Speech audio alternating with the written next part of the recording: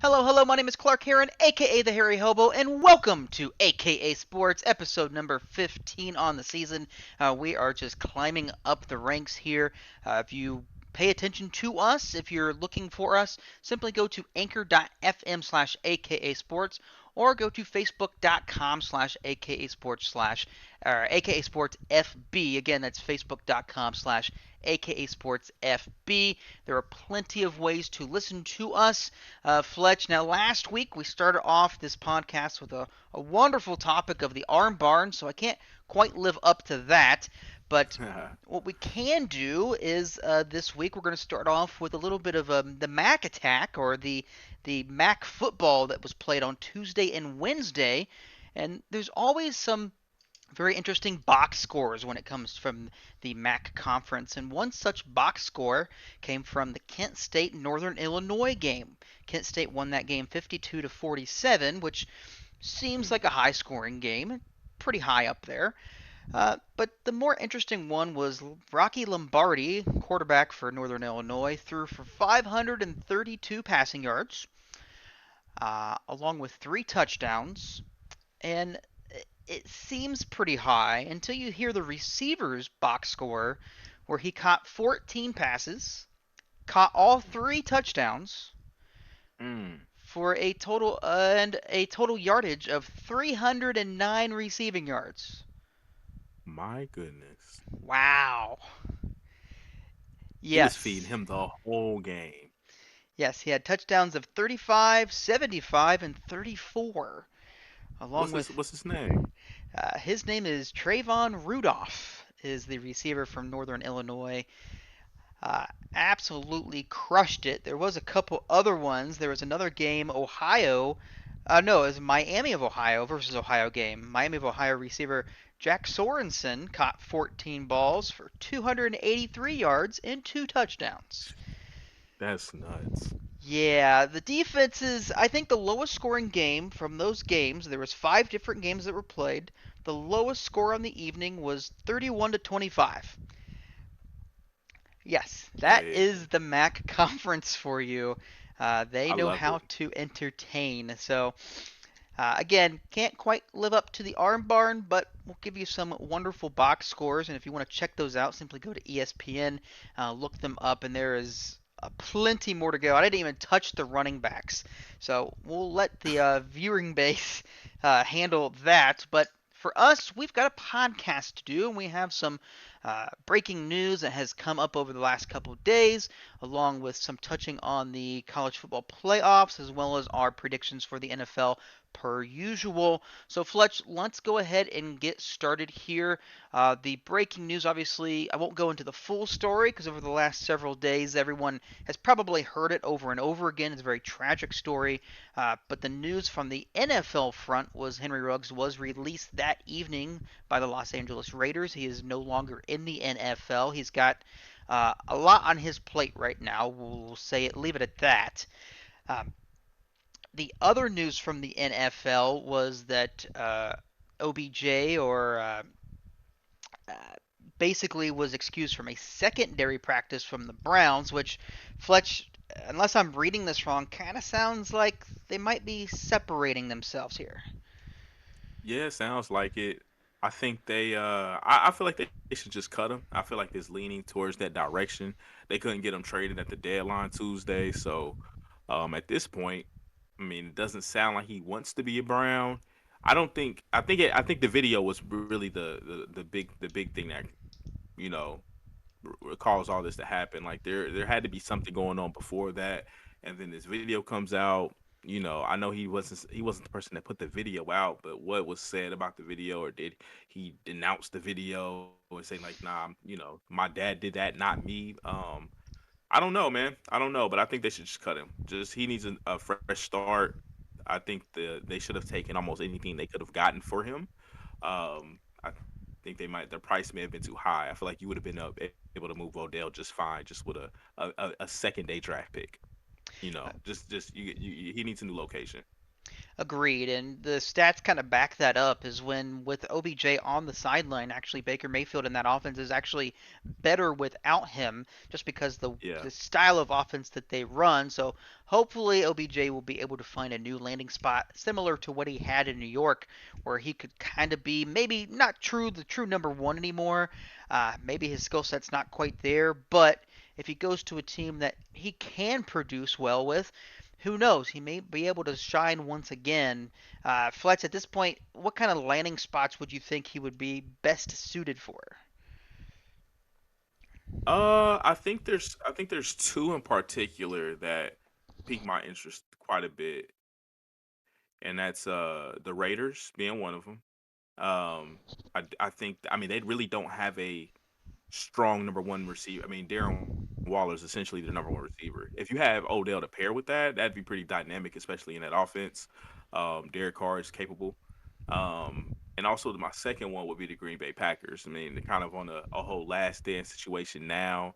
Adding him to that team, that would be special to watch. To be honest with you, we might see fireworks with that one. So I like those two landing spots. I think they're good for him. I think the teams they kind of fit. Odell's more of a vertical receiver. Both teams run the receivers vertical, and already have possession guys. So those would be my top two landing spots. Yeah, I would even throw in the New Orleans Saints, who just lost Mike Thomas for the rest of the season. He uh, kind of weirdly kind of made himself out for the season. It wasn't really a team report, it was a self report, which was a little odd, but that entire situation was odd to begin with. But that could be another potential spot for him as well. So we'll keep in touch to see exactly what happens there. Moving on to baseball, the Braves are your new World Series champions. It's the eighth different team in 8 seasons in a row to win the World Series. It's the first time since the late 70s and early 80s, or through the 80s basically, is when different teams won every single year. Uh, the Braves winning for the first time since 1995. Their coach, Brian Snicker, has been with the Braves organization for 45 years and got his first World Series ring, so congratulations to him. Freddie Freeman has been with that organization for 12 years, and he finally has his ring. And then the other person on that team that hadn't gotten a ring was third base coach Ron Washington. He played in the MLB from 71 through 1990, and basically it's been a coach since 1990 or 1991, something like that. He's always been with the MLB since 71, and he got his first World Series ring. So very well earned all around. They dominated. They won that series 4 games to two. In dominating fashion, winning 7-0 in that final clinching game. So congratulations to the Atlanta Braves. One other quick note from baseball is that it was scheduled today. Buster Posey, the catcher from the San Francisco Giants, was scheduled to retire today. He has been the longtime catcher there, probably a first ballot Hall of Famer, at least in my mind. He helped the Giants win 3 World Series rings during his tenure there as well. So once again, congratulations to the Atlanta Braves, who are 2021 World Series champions. And speaking of champions, we're going to have a couple different champions coming this weekend via one boxing and another MMA. Fletch, what do you have to tell us about those? Yes, sir. Yes, sir. It's a pretty big fight night to on this Saturday. We got two UFC title fights. We got one boxing title fight. I'll go ahead and start off with the Canelo Alvarez Caleb Plant fight. Um, super middleweight. They'll go 12 rounds. Fights in Vegas. Pay per view, of course. I believe this one's through Showtime. The two have a little bit of animosity. Caleb Plant's on the way up. He has a couple belts himself. Canelo Alvarez, he's pretty much the main champion in this, and really in boxing, pound for pound, the best boxer on the planet right now. So it'll be a pretty good fight. I think Alvarez will have his way, but I think Caleb Plant will show the world that he's capable and that he's here.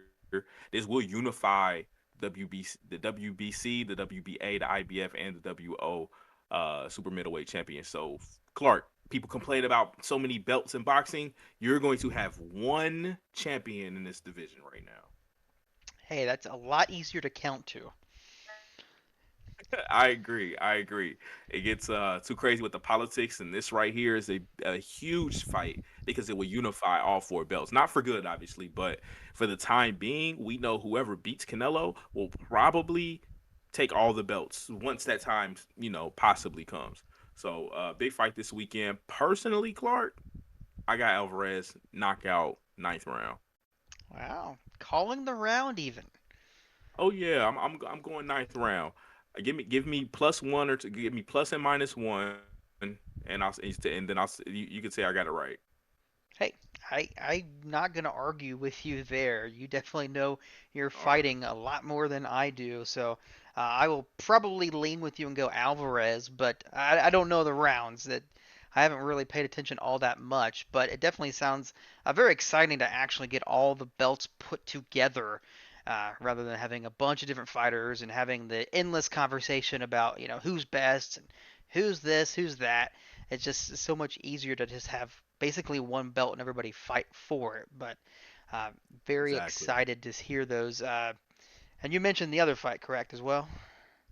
Yes, sir. Yes, sir. We got two big UFC fights. It's a big card actually. It's a lot of good fighters on this card. Five fights as usual. The two championship fights that we have are the women's strawweight title belt or bout. We got Thug Rose and we got Zane Wheatley. Everybody knows Thug Rose is champion right now. So she's going to defend her belt. I believe this is the first time she's defended her belt. She won the title a few months back. So big fight coming up here. I got Thug Rose in that one. I don't know about a knockout. It is going 5 rounds, and her opponent's really good, number one contender, and has been for a while. So that should be a good one. And then with the welterweight championship, we got Kamara Uzman versus Kovinson. This is the second time they fought. Last time Uzman had his way. This time, who's to say? Personally, I think Uzman's going for the knockout this time. I think he's that good. And Clark, this weekend is very interesting. They're both pay-per-view fights. Set two TVs up if you need them. There has been talks about Uzman wanting to fight Canelo in a boxing match. Hmm, interesting. Uzman's a welterweight, can easily move up a little bit. Canelo, when he fought Floyd, was a welterweight. It's there. Uzman is hands down what they say right now the best fighter in UFC, and they say Canelo Alvarez is the pound for pound best fighter in boxing. I smell a huge payday, but I think they all have to win these fights in fashion. Fashion. I need to see knockouts before I see that to happen. We get all these crazy kickboxing and boxing matches, and lately, but no one's been in their prime. If we can get these two in their prime, Clark, I think that'd be something huge. Yeah, it would definitely be a big ticket card for sure. Definitely sell some tickets, but like you said, you gotta win the ones that you're about to fight first before we get too excited, Yep. potentially fighting one another. Definitely keep an eye out for these boxing, about these fights in general this weekend. Definitely one of the bigger weekends for fighting, especially after a couple weeks ago we had um, the big Wilder Fury fight. So this will just add on to the wonderful couple of weekends for fighting. Um, Speaking of, we do have some basically breaking news here today. Actually, going to be jumping over to the NBA, where the ownership, we touched on it, I think, last podcast a little bit, or you touched on it. Talking about the Suns owner, different allegations about his past, um, basically racist allegations, sexist allegations, just very bad scenario. Go a little bit more in depth for our viewers here and let us know just how bad this is. Yeah, yeah, Clark. This one's gonna hit the NBA very similar to the Donald Sterling saga, if you will. It won't be as big because that was the first time it's happened. Been a lot that's happened since in just our society and culture. But at the same time, this is something, he's the owner of a team that just got to the NBA Finals last year. And one thing I will say is that I'm glad that Chris Paul is in the situation again. I hate that he's in the situation for him, but for the players and the personnel around him, this is actually a great thing. He's been through this. Just to kind of go into what the owner, Phoenix Suns owner Robert Salver, um, the allegations here, or at this point, I mean, I think we can kind of call these facts now. He said the N word multiple occasions, made lewd, misogynistic comments in meetings, berated coaches, um, created a toxic work environment. For those at home, check out the CBS Sports article. Check out the NBA or ESPN article. Lot of facts here if you're interested. But I mean, essentially, I'm glad that the Suns did get in front of this, Clark, last week, and that's it came to our attention, and they did a very good job of getting in front of it and saying, this is this guy, this is not who we are. Us within the atmosphere or within the work environment, I should say, don't like no one likes the owner, but again, he's the owner of the company, and then I'm glad this stuff is coming out. So I think you'll see the commissioner, Adam Silver, go ahead and push him out just like they did Donald Sterling. Put the team back on the market. Let's hope. I love Adam Silver as a commissioner, Clark, and I think we'll see someone that is going to take care of the team. Uh, I don't want to shade Donald Davis Stern in this at all, but I do think that we've learned from those mistakes that was made while the commissioner owned the team, if you will. So I wanted to kind of go on both sides of that, and how on the business side of this is really going to be handled as well, because it's kind of the next step is getting rid of this guy and then going into the business side of things and getting this handled that way as well. At the end of the day, we know this is a business, so Right, definitely a business, and like you said, it's Adam Silver is probably one of the best commissioners in any of the major sports. He has been huge, not only mm, just in expansion top possibilities, especially like overseas, getting the NBA so well liked over in different countries, but when it comes to these scenarios, knowing where we have to be as a society, we have to grow as a society, he has been at the very forefront in making sure that the NBA just has zero tolerance to these scenarios. So he has yeah, definitely been one of the best commissioners. Um, so hopefully they will continue to do exactly as you said. Find a way to push him out and move past this and grow past this. But in the meantime, we've got some NBA games to play, and we're still early on in the season, about 7 or 8 games so far in. And uh, you mentioned to me, and I've brought up the standings here on ESPN. We got three teams that are all 6-1 at this point. Got the Miami Heat, the Houston Jazz, or the not Houston, Utah Jazz. Two cities, two different teams. Who cares? Uh, as well as the Golden State Warriors. They're all 6-1, doing very well. Then you have behind them, you have the Mavericks, the Lakers, and the Grizzlies out in the West, as well as in the East, you have the Raptors, the Nets, the Wizards, and the Knicks. A little bit of a surprise at 5-3. Fletch, so far from the early season, anything that you're liking, anything that you're not liking? What's going on? yeah. It's been a good season. It's been a good 2 weeks. I am in a little fantasy basketball now. I had to, shift my focus just a little bit here, but at the same time, so you kind of mentioned it. The 6-1 teams, they look good. The Jazz, the Warriors, the Heat, look very good. You're really starting to see what they're going to look like. The scary thing is, Golden State Warriors are going to get Klay Thompson back. Um, that's going to be huge. As well as they're playing now, you add him, and I think it's going to be a very easy transition. I think he's going to play a lot of 5-on-5 before he shows up. So that's one thing that I do want to point out. Also want to point out that the Lakers are starting to kind of turn things around a little bit. You got some teams in the middle of the pack that are still finding themselves. I think the Clippers will be very dangerous once Kawhi Leonard comes back. Um, and then over in the East, kind of switch focus a little bit. You mentioned the Raptors. The Raptors are back to playing good basketball. I don't know what it was. Maybe they just had to get rid of some of the older guys and let the younger guys really take over and I think you're starting to see them play some really good basketball. They won 5 in a row. Um, Clark, one thing to mention, I know we got the Ben Simmons thing going on, but Philly's looking nice, 6-2. Yeah, yeah, they're Yep. playing rather well so far, especially kind of putting that distraction to the side and just playing basketball. Yeah, yeah. It's gonna be interesting. I have a feeling that Ben Simmons will be back. I think it's just going to take a minute. They're playing well. They've won 4 in a row. It's in their back. The players, they're like, it's fine. Just chill, do what you need to do, and then come back when you're ready. So I think we're going to see them play very well. You mentioned the Knicks. Honestly, I'm not too worried. Who I am worried about are two teams, though, Clark. I hate to do this early, and I think they have a chance to turn it around.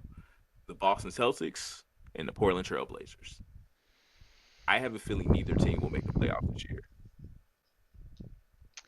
Yeah, and it was just reported not that long ago that the Boston Celtics had a players only meeting that was highly emotional. It sounds there was even a report where I believe it was Blake Griffin that was potentially going to join the Celtics before last season, I believe. I don't remember the Yep. exact timing, but No, it's this offseason. just this off season. Okay, and then No, he no, was you're right. I'm sorry. It was before he went to Brooklyn. okay. I apologize. It was mid-season last year.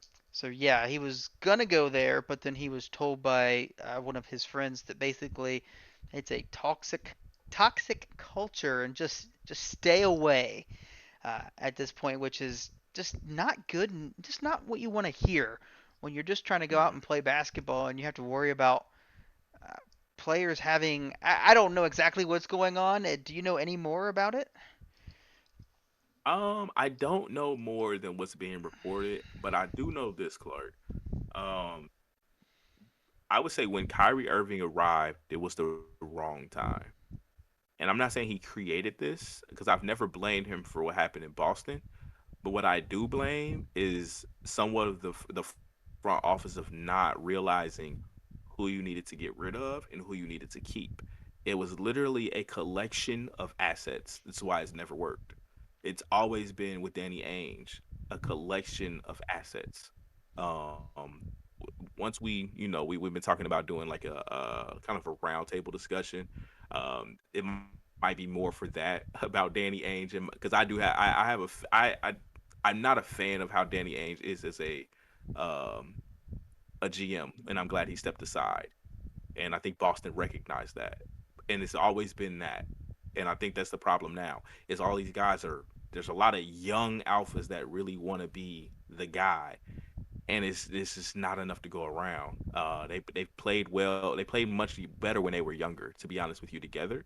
And now that they are who they are, I think you're starting to see egos clash a lot. And I mean, we see it often in history, Clark, to be honest with you. And it's not a bad thing, but it's something that I feel like they should have been recognized a lot sooner because this has been going on for like 3 to 4 years, maybe a little bit longer.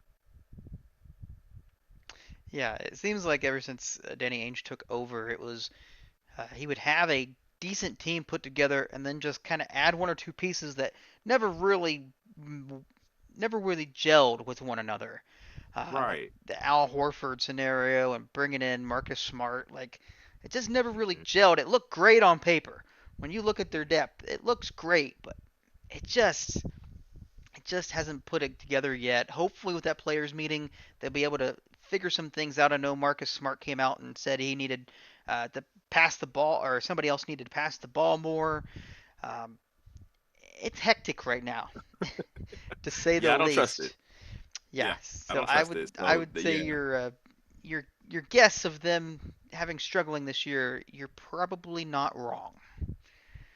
appreciate it. Yeah, I think that's where I hope they turn it around. I hate to do that, but I think that's what we're seeing.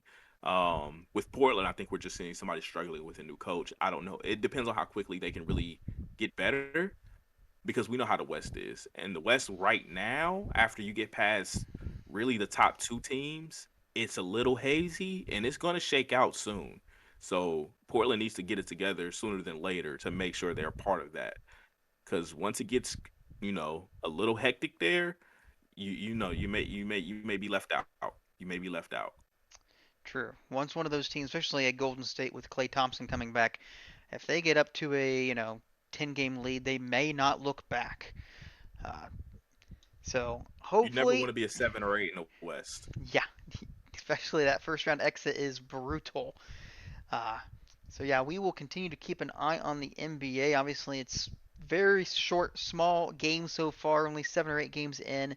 But we will keep an eye on them, and we all wish Detroit a quick turnaround from their 1-6 start. But they're not the only ones. The Rockets, the Thunder, and the Pelicans, who still have Zion Williamson losing weight at this point, uh, to potentially turn it around. But again, we will continue to keep an eye on the NBA. Anything else before we move on to college football? No, it's sad day for Detroit though. They just sad. I don't know. Why do they suck in both sports, Clark? It is a I don't know. I really wish I knew, but The as we Tigers aren't good either, are they? no, they're not. They played well for a hot moment during the season. They actually battled back. I think they finished either second or third in that division, which is a big surprise. But yeah, it's been quite a while since any Detroit team has had success since I think the Pistons was maybe their last championship team. Oh, Back when four. they beat the Lakers, that was the early 2000s. I Don't don't remind me. don't think the Tigers have won since. Tigers might have won a World Series. I don't think so. But that is a discussion for another day. We're going to leave Detroit to sit there. And in the meantime, let's go ahead and talk about the college football playoffs and the college football playoff rankings. The very first one came out just this past Tuesday. If you were watching or listening, I actually did a small little snippet about the playoff predictions, and you would have seen that me getting 7 out of 10 right, or not 7 out of 10, 3 out of 10. I got 7 out of 10 wrong, 3 out of 10 correct, so I had a very bad week, but I will say this. I wasn't fully expecting the committee to rank certain teams towards the end of the top 25. For example, a 3-loss Wisconsin was ranked at 21. Minnesota, 6 and 2 team was ranked at number 20, which gave Ohio State a ranked win. Wisconsin gave both Notre Dame and Michigan a ranked win. Fresno State being ranked gave Oregon a second ranked win. So a lot of that was kind of unknown. I wasn't sure exactly how they were going to rank the rest of them, and obviously it didn't help me with my predictions as well. But as for right now, the first playoff rankings are as follows. You have number 1 Georgia, number 2 Alabama, number 3 Michigan State, number 4 Oregon, and then you have number 5 Ohio State, with Cincinnati being pushed to 6. Fletch, honestly, I don't agree with it. I don't like the fact that they put a non-power 5 school in Cincinnati, who's been playing very good football up until this point, and played Indiana just as badly as Michigan State did, put them all the way back at 6. Are we ever going to see a power 5 school in this top 4 at some point? No, I don't think so. It's kind of sad to be honest with you. I completely agree with you. They got shafted. Let's just be honest. You're second in the AP poll. You're second in the coaches poll, and you're sixth in the playoff. That's ridiculous. I understand a little bit of movement, and I understand things at the bottom get a little hard to decide. This is the biggest problem that I have with this is let alone of being a group of five, a power five, whatever it is, mid majors, what it used to be. Regardless of that, Cincinnati, I believe, regular season last year went undefeated, and they lost to was it Florida last year, Clark, That sounds or accurate. Georgia? It was Georgia, I Georgia believe. last year in the Peach Bowl. Okay, okay. They lost to Georgia in the Peace Bowl by like 3 points. It was a one-score game. That's all I remember. It's a one-score game. They came back this year. They brought back most of their team. That was talked about coming into the season. That's why they were so highly ranked to begin with. If we remember, and I'm sorry, I need to go back. Um, the preseason poll. They were eighth already in the preseason poll. You mean to tell me everything that they've done from now until from the end of then until now, they've only moved up 2 spots? That's essentially what they're telling us.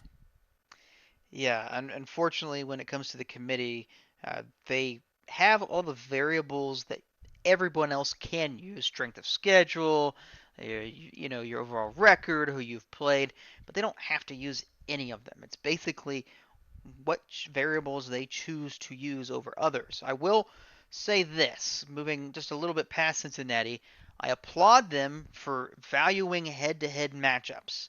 That is why we see Wisconsin, even though they're 3 losses, ranked one spot ahead of Iowa that they just beat by 20. We also see Oklahoma State one spot ahead of Baylor, who they beat earlier this season. And then we see Oregon ahead of Ohio State, which they beat in the second week of the season. So I Very applaud them for consistent. that. I also applaud them for putting Oklahoma at number 8. I had so many discussions through other groups on social media, and they were always trying to put Oklahoma in the top 4 just because they were undefeated. And I tried to tell them that the committee, just like where they put Wake Forest at number 9, they haven't beat anybody yet. No one that they've beat was ranked. Texas was ranked at one point, but they're no longer ranked. Not even by the committee's ranking are they ranked. And the teams that they did beat, they struggled to beat. It's been a hard season for Oklahoma at this point, and so I applaud the committee for putting them back, keeping them at arm's length, giving them the opportunity to move up. They still have uh, this week they're on a bye, but then they play Baylor, which is ranked in the top 15. Then they'll play Iowa State, that was ranked, but I don't know if they're going to be ranked by that point. And then at the very end of the season against Bedlam against Oklahoma State. So they have plenty of opportunity to move up because we all know the Big Ten still, Ohio State has to play Michigan and Michigan State left. We know Alabama, Georgia. Georgia's already in the SEC championship game. They've already locked it in. It doesn't matter if they lose out; they're still gonna They go. don't play anybody. Yeah, they don't play anybody left. They still They have. don't. Yeah, they got nobody left. Alabama only has Auburn and the Iron Bowl left. So there's going to be plenty of chances to move up. Even like a team like Wake Forest has a chance to move up. Unfortunately, they have nobody ranked left. But back to Cincinnati. Unfortunately, what the committee also did that I don't like was that they unranked or made SMU unranked. So they lost a ranked game on their resume. And now it just comes down to Houston winning out, and hopefully by the end of the season, Houston is ranked to where in the That's AAC championship game is Cincinnati will have a ranked opponent to potentially move up because at this point Oregon should win out in the Pac-12 and win the Pac-12 championship. We don't know what's going to happen in the Big 10, and we don't know what's going to happen with Alabama, Georgia at the end of the year, assuming Alabama makes it. But I would like to see Cincinnati in the top 4 because they've been playing great football at this point. I understand their best win right now is Notre Dame, which the committee has at number 10. So, but unfortunately, we still got a lot of football yet to go. Still got an we do. entire month. Hopefully, this will play out. There's going to be a lot of good football left. But Fletch, for this week, speaking of schedule, there's not too many games. There's only one actually ranked game to follow up the Mac Nation that we saw on Tuesday and Wednesday. And that ranked game is Auburn versus Texas A&M in Kyle Fieldhouse. This is going to be a pretty big game because not only does Texas A&M obviously have the win over Alabama, but if they beat Auburn, it's going to make that Iron Bowl just a little bit not interesting anymore. Yeah. And not that it would truly affect Alabama, even if Alabama wins that game, they're going to go into the SEC championship game and still have a ranked game left. But there is also, I think, the one big game that you would be very interested in. I think you've already mentioned it multiple times on this podcast. Uh, Liberty versus Ole Miss. I cannot wait. I've been waiting for this all season. We get to see what the kid is made of. I'm excited. I'm excited. I think we're going to see. And the thing is that you got Matt Corral on the other side now. So now you have not only a good team, you have a dynamic quarterback as well. So we're gonna see what Malik Willis has. They played a very good season this year. They lost to Syracuse by 3, and they lost to who is this? Yeah, Louisiana Monroe by also 3, which is a big upset. That's they're a 3-3 team, the lesser conference. That shouldn't have happened, but still, both their wins only by 3 points. They beat some decent teams on the way. He's been showing out, so we'll see what he's made of. Actually, this game they have a bye week after this, and then also the Louisiana game will also be a good test as well because Louisiana, I believe, is in the college football rankings. If not, they're in the AP poll. So I know they're ranked. So yeah, man, I'm excited. That's a noon game, so I will be at the house, and we're gonna turn that bad boy on. I think the SEC network has it. Yes, it's going to be on the SEC network. Um, so yeah, we're actually going to see what Malik Willis can do against a primetime, um, actually good team, as well as actually have a pretty decent comparison to another potentially Heisman winning quarterback in Matt Corral, just to see how well he measures up. It'd be very, very interesting to see at the very end of the day. Yes, Fletch, sir. before I jump into your upsets of the week, I do have one upset that I, it might happen. It just Lay it might on me. happen. Uh, it's gonna be obviously we saw last week. We saw the Big Brother Little Brother game, which I don't think they're gonna officially call it that game. It's the Paul Bunyan game. That's the winner of the Paul Bunyan Trophy. But that was a hard fought game. It was a game that Michigan State had to battle back from 16 points down to win. They are currently ranked number 3 overall in the committee's first rankings, and they have to go on the road to West Lafayette and play Purdue, which is not an easy out. A team that put it on Iowa 2 weeks ago. It would not shock me if it took everything Michigan State had after coming off such a highly emotional game to take care of Purdue, but I think Purdue might just do it. So Upset alert. it is a 3:30 game on ABC. I will definitely be keeping watch on that one. Fletch, beyond that one, who else is on upset alert this week? I just want to mention that was a pretty good pick. You know, the line is actually only -3. Yeah, Purdue's playing good football this year. I mean, they destroyed Iowa, which Iowa's kind of fallen off the cliff at this point, but Purdue's playing good football, and they are not an easy out. Yeah, that's gonna be interesting. I'll be watching that as well. Yeah, I got see now. I got my 12 o'clock game. I got my 3:30 game. We're good, man. Let's check out the 6 o'clock. No, I'm just kidding. So we got upset alert. I have my eye on one in particular, and that's North Carolina knocking off Wake Forest in Chapel Hill. That's a noon game as well. That could be very interesting. You could get a good Carolina that shows up today or Saturday, and I know Wake Forest is they can score, but you never know what might happen with that.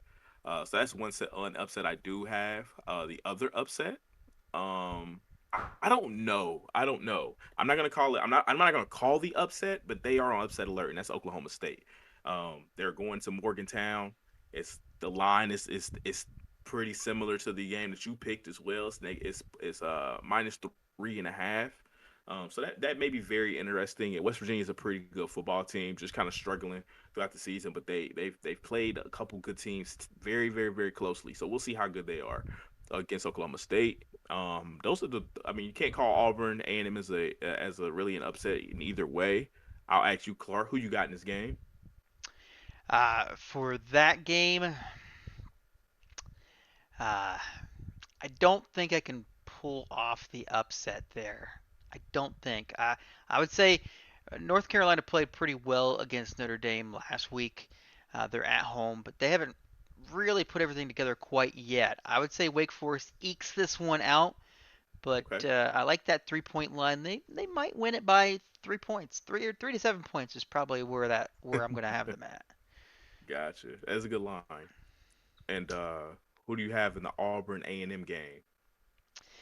For that one, man, it is tough because Bo Nix played really, really well last week.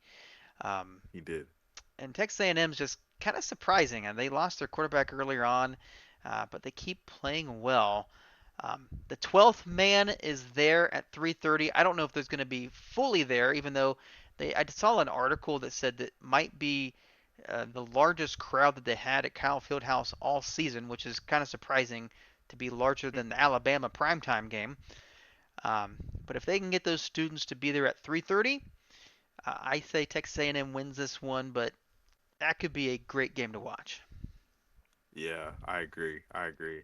That'd be 2:30 their time as well, so a little earlier over in College Station than it would be for us as well. So that'd be, just another added factor in getting that student section in there. Um, I got Auburn in this one personally. I think they'll pull it off. I think Bo Nix will ride that wave and they'll get it done. That'll be a huge win for them. With just two losses, they'll raise up in the ranks, and that's gonna lock. I think they're gonna solidify themselves. If they can if they can win this game after that, and possibly get them a nice primetime bowl game coming up this year. Um, I guess the last one, man, before we move on, and I go back to it. I really would love to see Liberty get this upset, Clark. I really would. It would make my day if they could pull that off. I'm not gonna think any less of Malik Willis if they lose this game. I don't want people to think that as well. Their team, I would think, is completely outmatched, especially when it starts to get later in the game. You have to rely on your depth. One fun fact that I want to mention in this game: the quarterbacks from both teams, Willis and Corral, lead their teams in not only passing but also rushing. So buckle your seatbelts at 12 o'clock, get your beer ready, and you're gonna see a show. Yeah, if Ole Miss cannot handle Malik Willis's running ability, uh, watch out because it could potentially be on upset alert. But we'll see. I mean, I don't think Ole Miss is going to lose this game at home, but crazier things have happened in college football. And it definitely would hurt the likes of like an Alabama who is having their best win against Ole Miss this season. So we'll definitely keep an eye on that one at noon. Last question before we move on to the NFL. Fletch, super important. It's got to throw it out there. The people need to know. Need to know your answer on this. Does Missouri score a touchdown against Georgia?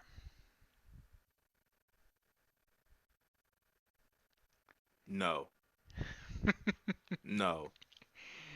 The I'm current going for a shutout. That's a good question, though. yeah, it's the No. over under is 39 at this point.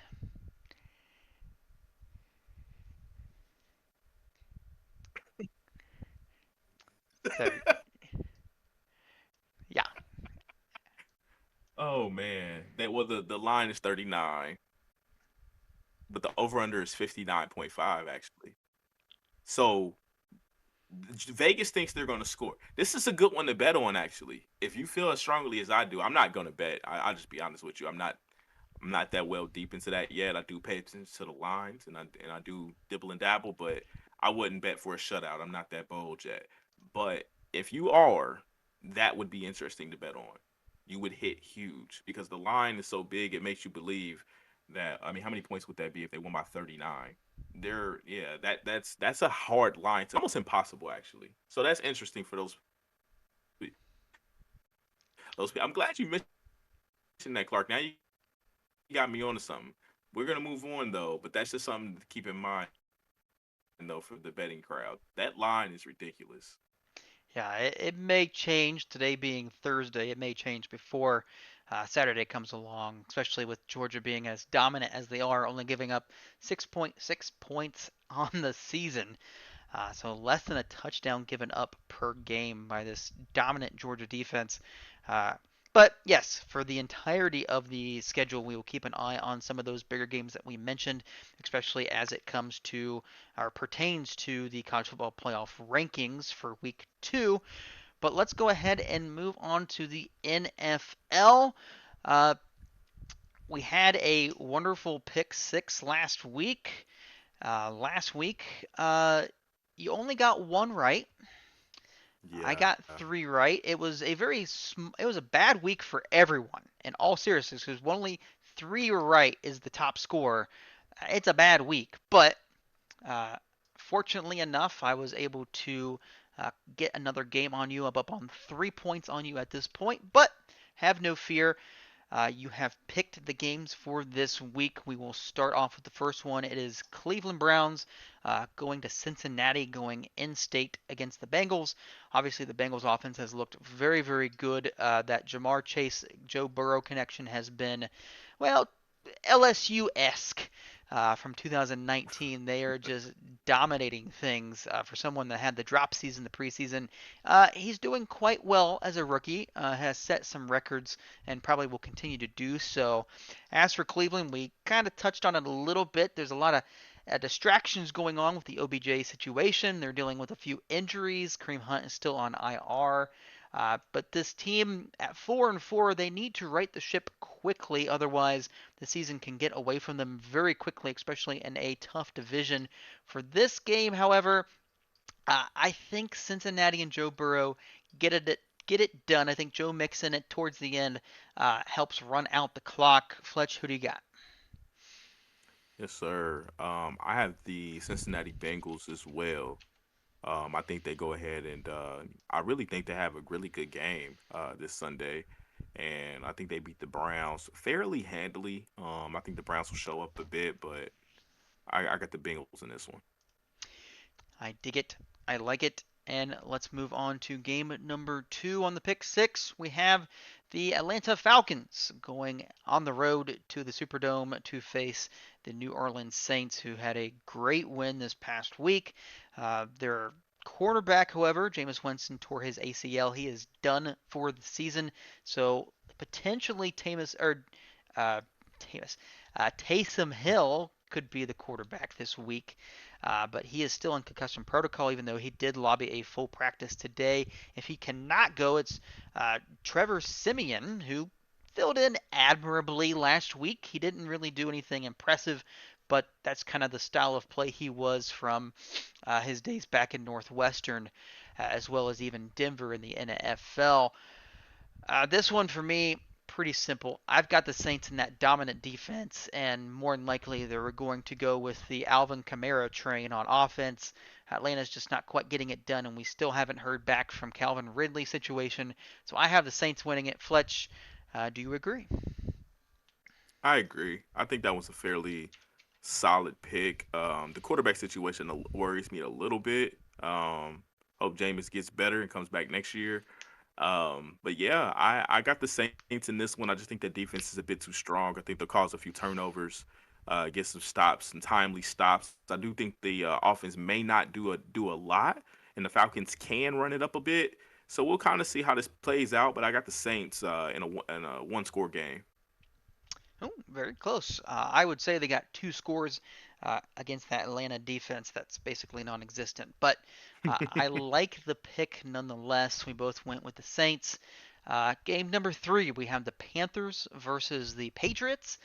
In this one, there has been rumblings about Run CMC or Christian McCaffrey potentially playing this week. He was able to practice, I think, in a very limited capacity, but I think the rumor around it is that if he happens to play, he will be playing at a much smaller capacity. They don't want to obviously have a same scenario as we had last year where they tried to bring him back for a game and then he sat out the rest of the season. They still have something to play for, but it also seems like Sam Darnold will not start this game. So the XFL star will be starting. I forget his name. Uh, Phillips it is, I believe. If I can remember his name. Listen, like PJ Walker. PJ Walker, that's it. Yeah, I knew it started with a P. I was close. Uh, I'm with you. but PJ Walker seems to be starting this game, which kind of scares me a little bit because even though he's not technically a rookie, he pretty much should be viewed as a rookie quarterback. And when you go against Bill Belichick, that means Bill Belichick's going to win. I've got the Patriots winning this game. Who do you got? Man, we're 3 for 3 on this, Clark. I also have the Pats. A lot of the reasons you mentioned, but also this is a very big matchup, and I think the Pats, just the way they've been rolling lately, are really up to it. If you remember, the Panthers did lose 3 straight before winning last week. The Patriots have been playing very good football. especially as of late. Mac Jones looks really good. So I'm going with the Pats in this one, and I think that actually puts them in much stronger playoff contention. They're eighth now, currently ranked, and winning this game very well could put them into the sixth or seventh spot. Yeah, I agree with that as well. Let us go ahead and move on to our fourth game. We have the home team being the Philadelphia Eagles. They will be hosting the Los Angeles Chargers. Just recent news that Herbert was viewed as potentially having a little bit of a, I think it was a wrist injury. They have been playing very well for the most part. Mike Williams did struggle last week for fantasy purposes. He was surely shut down by that Bill Belichick system. As for Philly, a team that just dominated what we all know as the Detroit Lions. They won, I think, 44 to nothing or 44 to 3. I can't remember the exact score. It doesn't really matter all that much, but they dominated that game. I don't think it's going to go as easily this time around, but I will say this: at home, they got the confidence boost that they needed. I've got the Eagles winning this game at home against the Chargers. Fletch, who you got? It's an interesting one, man. I've kind of pondered on this one a bit. I don't trust the Eagles. The Chargers have not really been playing great, but the good news that I saw today was that Herbert was a full participant in practice. Um, Eckler, they're fresh. I believe they just had a bye week, if I'm not mistaken. Yeah, I think yeah, it was just last Yeah. week, I Hmm. believe. So I think they'll come out fresh. They've been preparing for the Eagles for 2 weeks. I know with these bye weeks, the first week they kind of do a little prep, and the second week is full prep. And having 2 weeks to prepare for a team that's really not that great, to be honest with you, I think they'll come out and have a great game and close this thing out. So I got the Chargers in this one. We will see what happens. Maybe you can gain a game on me on that one. As for the quote unquote supposedly primetime game, it was the Packers versus the Chiefs. This was tailor made for State Farm commercials galore with the Aaron Rodgers versus Patrick Mahomes scenario. However, Aaron Rodgers actually tested positive with COVID. He is out for this game. So now Jordan Love will be the starting quarterback for the Packers. But the good news is they are getting Devontae Adams back. And against that, well, let's just say terrible Kansas City defense, we should see at least a good run game with the combination of Jones and Dillon. But for Kansas City, you just sometimes it's hard to just not count out Patrick Mahomes, who yes, he's throwing, I think, still a league high in interceptions, but they can still put up some good points from time to time. Again, I'm just kind of feeling the home team. I've got Kansas City pulling off the upset in this one. Fletch, do you agree? Hmm. I've thought about this one a lot as well. And it's funny. So I do the pickums at work, and people come to my desk and they basically turn in their sheets. Everyone before tonight's game, or before, yeah, got to lock them in tonight. So everybody yesterday in the day gets the news about Aaron Rodgers. Everyone changes their pick to Kansas City. I'm rolling with the Packers on this one. My reason is this: the Kansas City Chiefs defensively are essentially non-existent to a degree. Yep. They don't play good defense whatsoever. Yes, Jordan Love is the quarterback and Aaron Rodgers is not. But there is a reason why the Packers were basically okay with Aaron Rodgers not playing there anymore because they feel like Jordan Love is ready. I'm not saying that they're quarterback whisperers or anything, but the last two guys they have hit. I don't know if that's going to be a third thing. I do think they actually I think they know good quarterbacks and they know how to groom them there though. And I think Jordan Love, just like Aaron Rodgers, has seen a lot of Aaron Rodgers being up close to him, and I think we'll see him have a decent game. Remember, they still have their weapons. What can the Chiefs do to stop Jones, Adams, and whoever else? They lost Tunyon. That was kind of a big blow, but those two guys are very dynamic. I just don't see them stopping them, Clark. I think we still see a very good primetime game. I think the Chiefs will fight and fight and fight the whole game, and I think the Packers squeak this one out. Yeah, it could be a very, very close game. I know the pick'em when the Rodgers news came out, it definitely swapped from being heavily Packers to almost a 50-50 flip at this Yeah. point. So, be interesting to see. Again, hopefully I can continue to increase my gap here on you, but you never know. You might be right with Jordan Love and the weapons that he has there, and again that terrible Kansas City defense, but we will find out. And last but not least, we have our game six. We have the Tennessee Titans, who unfortunately lost Derrick Henry. He will likely be out for the rest of the season at this point. I think the injury is marked from 6 to 8 weeks or 6 to 10 weeks, somewhere in there. A lot of analysts are talking more like 8 to 10 weeks. So he might be back for the playoffs, for the playoff run if the Titans happen to get there, but nothing before then. They are going on the road to LA to watch the show known as the Rams continue to just dominate on offense, and my little Cooper Cup just dominate not only in regular football but in fantasy football as well. As you know quite well there, Fletch, you have him as your top receiver. Um, but for real football, yeah, I got the Rams on this one. This one's pretty easy for me. Who do you got?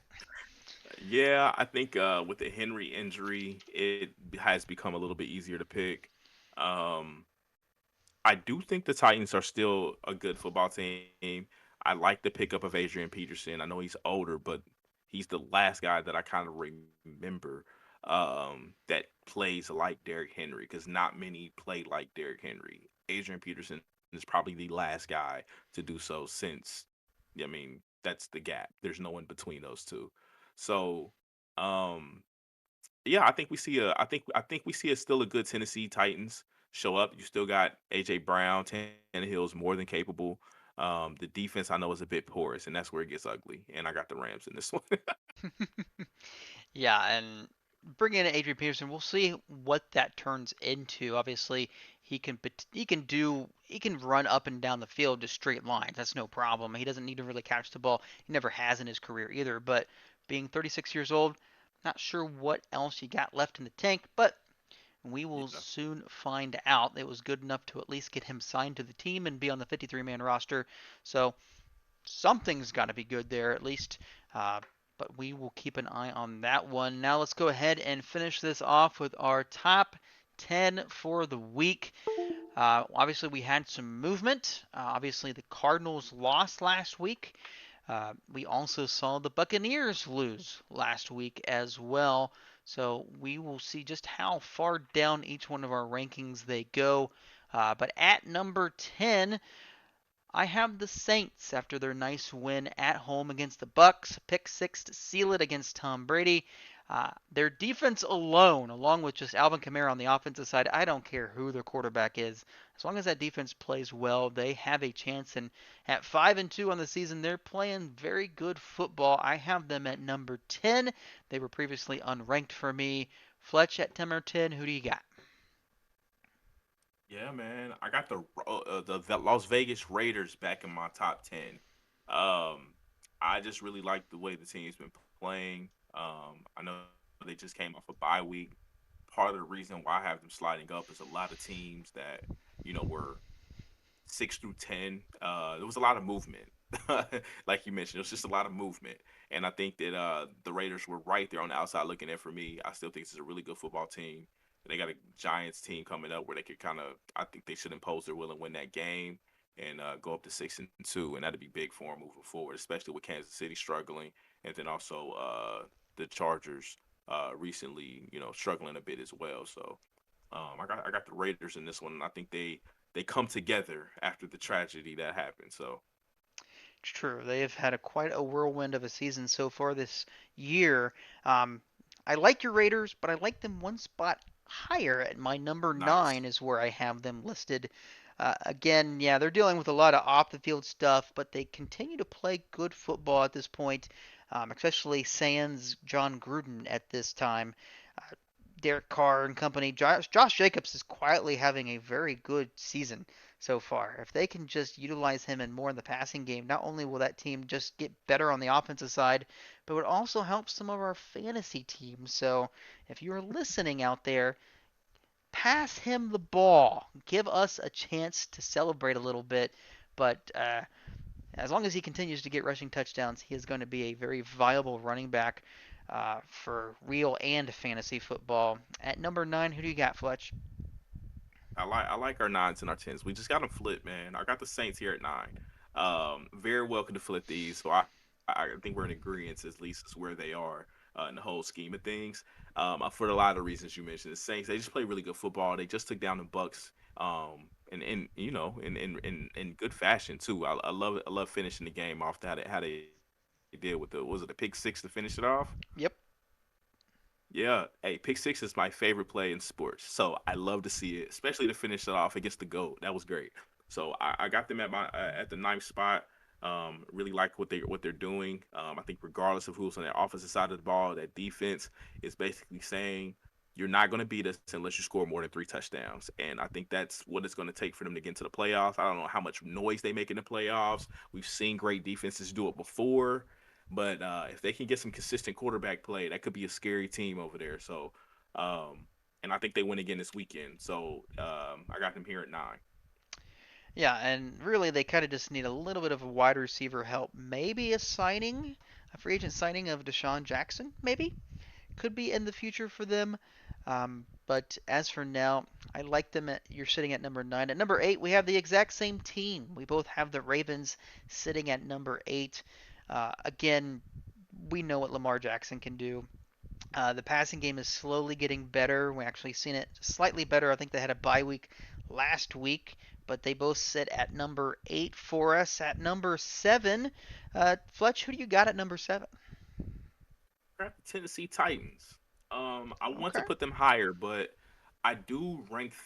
I'd like to rank teams where they are, and I think where they are as a team is not necessarily where they would have been as a team had Derrick Henry been there. That is a big blow. That is my only reason for them being number 6 in the power rankings. They are currently number 1 in the entire AFC. So I don't know how if I'm being a little bit disrespectful having them this low or not, but my reasoning is just because as they are currently with Adrian Peterson and McNichols in your backfield, you are not the same team that you were with Derrick Henry because you relied on him and he has actually won them games this year. Yeah, man, he's been huge this year. His stats are unbelievable. If you're unsure just how good Derrick Henry has been this early on, look up the stats and see how big of a difference there is between the top running back versus number 2. It is insane. So that is why I kind of don't have the Titans listed in my top 10. But Ah, if they do play well without Derrick Henry and they do have a semblance of an offense again, maybe their passing game gets better without Derrick Henry. Hard to believe because that play action pass was so good for Tannehill. Uh, they might jump back into it. But for my number 7, I have the Cincinnati Bengals listed there. They actually dropped one spot in my list uh, simply because all the movement around. They still have plenty of time to move up. They play in a very difficult division at this point, but they are playing some very good football. Again, we mentioned with Burrow and Chase and Higgins, they're playing good football at this point. But I gotta have them at number 7 because at my number 6 is where the Cardinals have fallen to, and I still think they are slightly better than the Bengals, at least at this point. I would like to see Kyler Murray get fully healthy, get back to actually running the football, something we haven't really seen him do all season long. But that's a product of how good their offense has been, that they haven't needed to rely on his running ability. He actually leads the league in downfield throws of 25 yards or more. I think the percentage is like over 60% completion, which leads the NFL. So I like them at number 6. Fletch, who do you have at number 6? hmm. That was interesting. That was very interesting. The Bengals I debated on so much, but to actually add 10 and 11, Clark, to be honest with you. Oh, Um, yeah, they're currently my number 11 team. If we had to pick one, I don't agree with how high you have them, but I do like your reasoning though. I do think they're a good football team. Um, I just think the top is becoming a little bit of a logjam, really between those top 11 teams that we're talking about, possibly even 12. However, moving on. Number six, we're on here. I got the Tampa Bay Buccaneers. I know they took an L to the Saints last week, which is the reason why I have the Saints moving up to about nine there. I was tempted to drop the Bucks a little bit further, to be honest with you, but I mean they are still the Buccaneers. You still got Tom Brady back there. You're still having a pretty good season. You took a tough L to a divisional opponent that's playing really good football right now. So I don't want to think anything less of them. And I think when they see them again, they'll probably get their revenge. 6-2, 5-2, both at the top of that division, which is actually becoming a pretty tough division. If the other two teams could continue to play well. But I got the Bucks here at six. I just think their team again, just where they are, they're now coming off going into a bye week, and I think it's going to help them regroup, tackle the second half of the season. I think they'll continue to show us how good they are. Yeah, and they're still a very, very dangerous team even after that loss on the road. At number five, Fletch, who is your number five team? Yes, sir. We have those Buffalo Bills. The Buffalo Bills still a good football team. Last week I had them at number four. They only fell a spot just due to being idle. Really like what they're doing. They had a tough loss coming into the bye week, so I think coming out of the bye week, I don't think their schedule's really too strong necessarily, if I'm not mistaken. I had a glance at it earlier today, and I just there was a couple games. So I think they played like the Jags and the Jets next. Mm-hmm. Yeah, then they got the Colts. They got a couple tough games towards the end of the season, but thankfully for them, they'll finish the season against the Falcons and the Jets. So um, they have an easy an easy walk, I believe, to because of how good they are, and I still think they're one of the better teams in football. And my top five still got them fifth. Who you got? Not bad, not bad. At my number five, I have the Dallas Cowboys sitting Mm, at number five. Offensively, one of the best in football. Defensively, they're actually, in terms of total team defense, they are just now beginning to be a top 10 team, and they've been playing very, very good on both sides of the football. A very dangerous team, especially towards the playoffs time. We'll see if they can continue going here. Obviously, they're getting Dak back. They got a great win with Cooper Rush last week, which was surprising to many, but they were able to get that win. Obviously, the funnier part of that game was at the very end when Amari Cooper basically told CeeDee Lamb, "No, that I'm going to have this route. You're not going to take my route." Uh, that was quite interesting to have that conversation at the very end of the game, but they pulled off the win. I like them at number five. At my number four, this is where I have the Tampa Bay Buccaneers, which for me was dropping one spot. Obviously, they lost last week, but they're still a really good team. It's hard to see them outside even the top four at this point. They're still a very good team. Obviously, we've already talked about it. Their offensive and defensive capabilities easily at number four for me. At number four, Fletch, who do you got? yes, sir. Yes, sir. I got the Arizona Cardinals here at number four. They were number one last week. I believe the week before as well. Yeah, back-to-back weeks, and just that loss to Green Bay. I think Green Bay really just showed how good they were, and I think we really got to see where the Cardinals are. I do believe the Cardinals are still a really good football team. I think they'll continue to make a lot of noise this year. Going into the playoffs, they just like a couple other teams that I have on coming up, I want to mention they will be battle tested. So we'll see what happens the rest of the season. Kyler Murray's a little banged up from what I hear. There is some questions if he will even play next game. Very similar to like what Dak had to go through. I don't think it's a calf, but I think it's just his ankle. Mm-hmm. So we'll see how that pans out. A guy like him, he's a little bit younger than Dak, hasn't had any prior injuries in the NFL. So hopefully they go ahead and bounce back, and I think they have a good chance against the Niners this week. So we'll see how that pans out.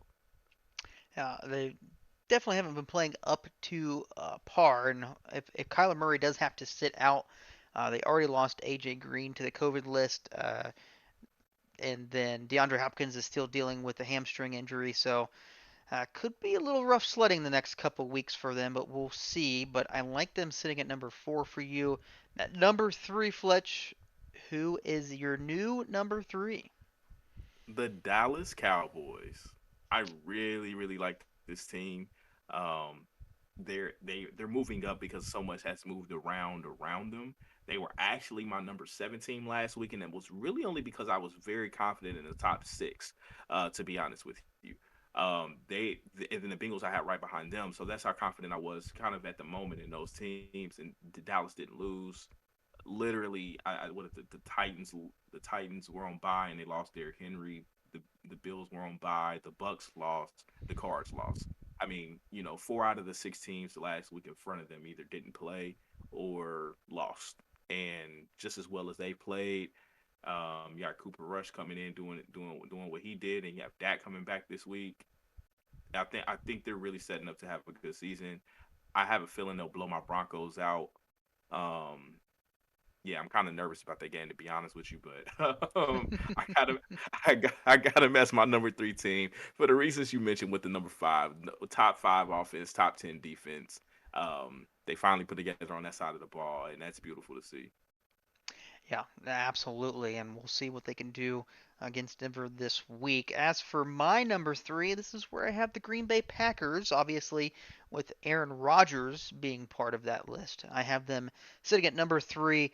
Once they get him back, again, they will continue to show just how good they are. I think defensively, they still have a few things to work out, especially in that secondary. Uh, but overall, I like them sitting at number three. My number two is where I have the Buffalo Bills sitting. I know, like you mentioned, their schedule isn't the strongest, but at the same time, Josh Allen is playing, I think, MVP type levels of football at this time. At least in fantasy purposes, he has the QB4, QB1, and QB1 the past several weeks that he has played. I like them climbing up to number two, and then at number one, have the Rams. They were sitting at number two. Cardinals fall out of it. The Rams in that amazing offense climb up to number one. Pretty easy for me. Fletch, who do you have at number two, and who is your number one? Yes, sir. Number 2, I have the Green Bay Packers. It's obviously with Aaron Rodgers. Not penalizing that against them because it's only a week, maybe 2, but we doubt it. Um, they just really showed how good they were. Like I said, against the Cards. They do have some good teams coming up that they have on the schedule. Um, I'm excited to see what they'll do when Rodgers does come back. And like you said, there's a couple free agents on the market in the wide receiver category. So with a little bit of injury there, some COVID issues, who's to say that you threw out Deshaun Jackson's name? Might want to throw out Odell Beckham's name. You never know what might happen. But at the same time, as they are now, still number 2 team. And my number 1 is just like yours, man. We got those Los Angeles Rams. Still my Super Bowl pick. Playing like it. I really like this team, and they just got my favorite player, Von Miller. At least my team's favorite player. Um, that's scary. Aaron Donald in the rush in the middle. Von on the edge. And now they've been playing Ramsey at nickel a lot, and he's closer to the line of scrimmage, closer to the ball, I should say.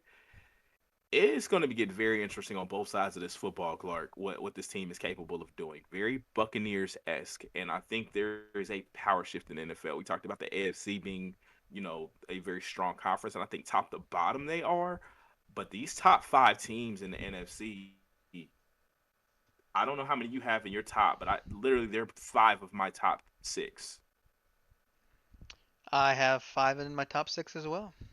Yeah, very strong conference. Only team with 2 losses is the defending champs. All the other 4 teams, 1 loss and playing like they are Super Bowl contenders. Like you said, Cardinals need to kind of get back to what they were doing. But I just wanted to mention that the NFC is becoming, and the Saints you have as the number 6 team right now. So like the NFC is really becoming a strong conference, and I'm curious to see who can join that team, join that top really 5. You can throw in the Saints at 6, especially with that win over the Bucks, and just see who possibly can emerge. Leaves the door open for one team that I will mention that I think is going to make a hell of a run when he comes back, and that's the Seahawks. Yeah, the NFC West and AFC West, for example, are both very heavily weighed, very much different when it comes to like when you look at the NFC North or the AFC South. Even the Yeah, Titans have had such a good run, everybody else is just there. The Colts could potentially put things together. They've looked better over the last several weeks. I don't Mhm. think they're within top 10 range. But I like to see. I like kind of like what Wentz is doing. He's not killing it at all, but he's not also killing them at the same time. So it'll be interesting to see there. But that is our top 10 for this week. We've had a little bit of movement up and down. Now, Fletch, before we go here today, I got to confess something. I think we were a little too hard on Detroit and the Detroit Lions in general today. But I want to end this podcast on a forgiveness from me and a positive note to end this podcast. I want to say that I can guarantee without a shadow of a doubt that the Detroit Lions will not lose this week. Granted, they're on a bye, but they will not lose this week. So Oh man. always good news to have. So here at AKA Sports, I'm very glad that we can continue this. This is episode number 15. Fletch, anything else before we shut down the shop today? Um, Not necessarily. Just watch the fights this weekend.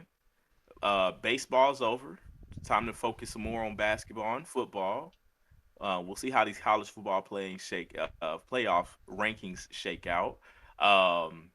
Cincinnati has a hard hill to climb, and I don't know if they can. And we'll see if what happens up there at the top as well. So that's all I got for now as well, Clark. Great show. Glad we hit 15, and we'll keep this train rolling. Absolutely. As for Fletch, my name is Clark Heron, aka the Hairy Hobo, and we're out. Peace.